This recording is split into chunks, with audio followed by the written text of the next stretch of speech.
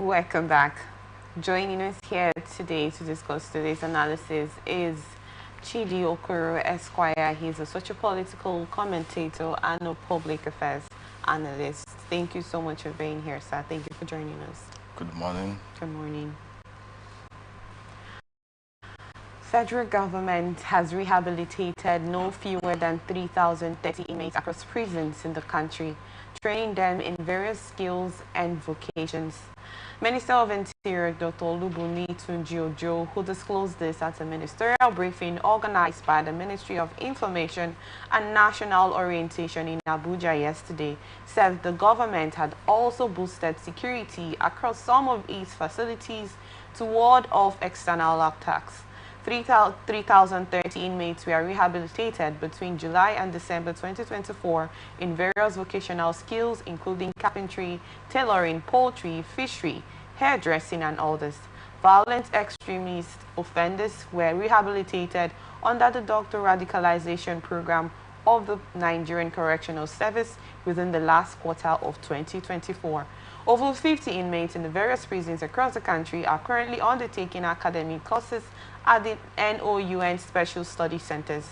The service empowered over 32 discharged inmates with aftercare materials to facilitate their reintegration back to the society in 2024. The service has successfully in place measures to safeguard our prisons against external aggressions. He also disclosed that the service has concluded arrangements with the National Identity Management Commission for the inmates' biometric data capturing. I'd love to get you make of this, what your thoughts is about this, Barrister Chidi Okoro on this, please. Well, kudos to the federal government for finding it worthy and finding it mandatory 2-year skill acquisition, all being sponsored by the federal government I'm so or sorry. state government. I'm going to cut you short here, so I'm really sorry about that. But I'd like to quickly get to confirm something. Why do you think most of these youths and inmates in the prisons actually get involved in situ? Because you said, is it not better, from the beginning of your statement, you said, is it not better, in order for them to be equipped, in order for them not to be in the correctional center, instead of doing that, it's just like a medicine after their situation. I'm not misquoting, am I? That was what you said. Yeah. It's real indeed. Okay, I wanted to find out, why do you think most of these individuals end up in these correctional centers, in prisons? Because they don't have the orientation of, see, your disposition at every time, every point in time determines your action. Your state of mind determines your action. Right now you are here. Can anybody see you on the street fighting with some other person? Because you are meaningfully engaged here. You don't have that time. Probably you leave here in the evening, go to do some. You also, by the time you leave in the evening, probably have some rest. You communicated me around 2 a.m. or thereabout. It's all about in preparation to your work. When do you have time for crime and other vices? So when people are meaningfully engaged, like I stated here earlier on in my preambles, that they said that an idle mind is a devil's workshop, and that is true. I asked somebody who is close to me, one of my colleagues, I said, why do you always like to drink yourself to? He said, is it that I should know that some of us who are church people, that maybe when we have issues, we begin to pray that when they have issues, they drink to help themselves. You drink, perhaps you after drinking, you start behaving stupidly. Okay, sir. The idle mind will not be disregarded in that instance, because yes, like you said, it can push someone to crime. How about instances of, like they mentioned, the ones with the hideous offenses, like murder cases, rape cases, and whatnot, the ones with the offensive cases? Is it also an idle mind that pushes them in that instance to get into such situations? There's no way it will be, it cannot be established it will be very impossible. Let me use this firm, this organization, as a case study. Okay. It will be very impossible to see people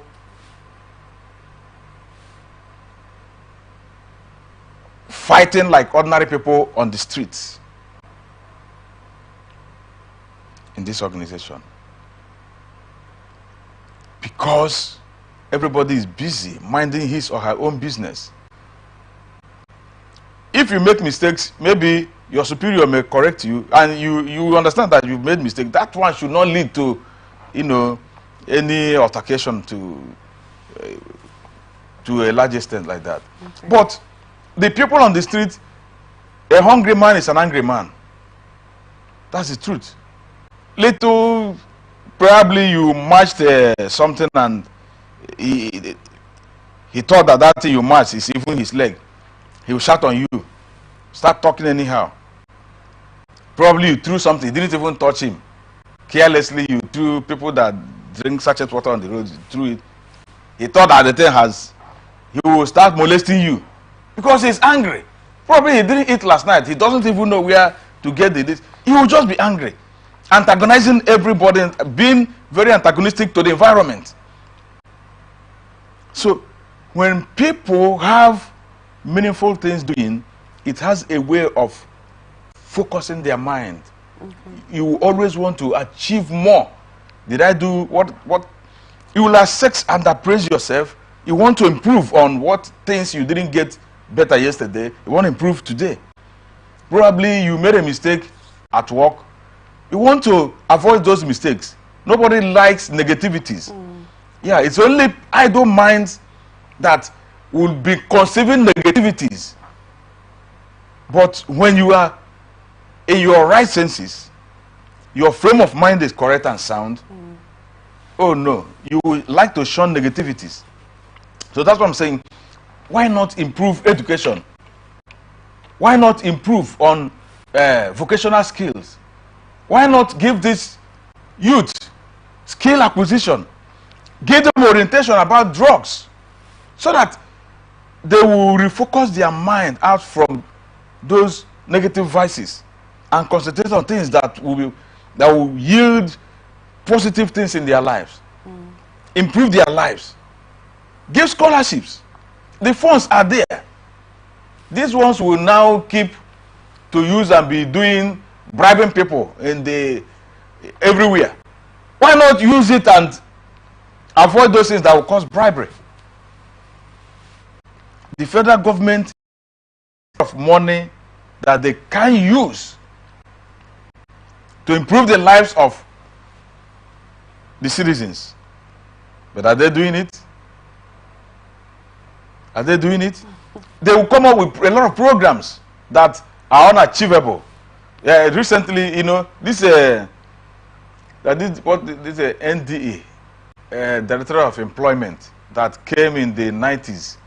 But I recently saw it come up either last month or January. They say people should go to various centers, various states, various zones or whatever. Youth should go and fill up forms for employment, skill acquisition and this and that. But I never come to hear anything about it again.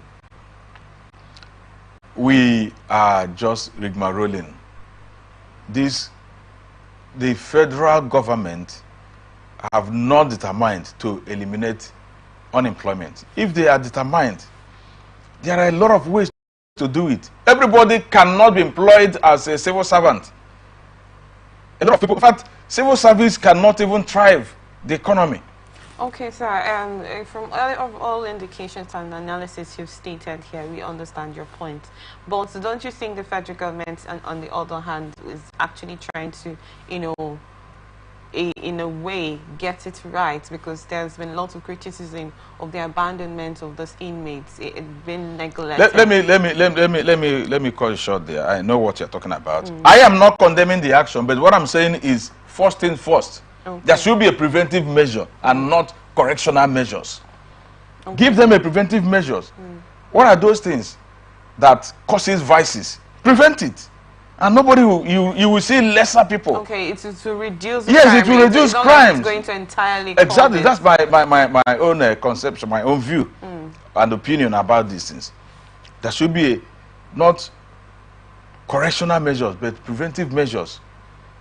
Get these people out of the streets, out of drugs. Crimes will reduce. People should be meaningfully employed. You don't have, I don't think for over 30 years I have pushed somebody or somebody pushed me. I don't have that time. So that is what I'm trying to say.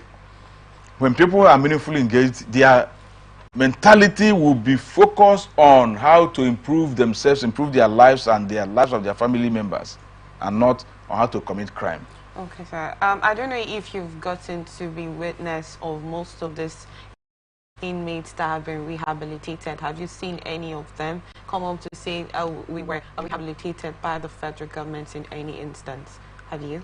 I have seen them. Okay. I've also heard Boko Haram that were rehabilitated and reintegrated in the society. And reintegrated in society, okay, and they become yes, worse. That's what I'm trying to drive my question at. You know, first of all, to know if you've witnessed any of them that have said, oh, this was what the federal government did. We were trained in this, and then they equipped us with this skill.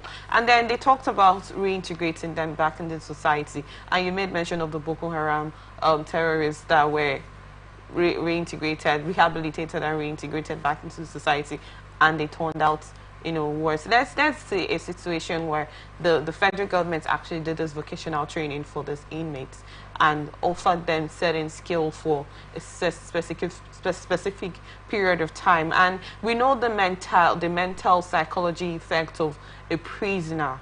The whole brutal treatment they go through from the warders and all of that, and then come out in the public and they do not make use of those things. Oftentimes we could say there are personal reasons. You know, some of them have not really cleared their mind, consciously clear their minds out of the whole scenario from the prison. You know, aside that, is there something you think the federal government have to do before allowing them to reintegrate back into society, aside the vocational trainings that they've actually conducted? Well, I have not taken time to understudy the modus operandi in this rehabilitation and whatever. But I want to say this. You teach somebody, you give somebody a particular vocational skill. Probably you train somebody in welding. You train somebody tailoring. Yeah, as this is a fashion designer, whatever. But you could not provide him with the equipment. He comes out, somebody from prison. Everybody will not be as lucky as Obasanjo, who came out from prison to become president. So, because people that did that had some other ulterior motives why they have to install him as the president. So everybody will not be like him. Everybody will not be like the former Abia State governor, T.A. Orji, who won election from prison to palace. Everybody will not be like them. Now, I want us to look at the ordinary Nigerians. You have acquired those skills. I don't know how. Time for all those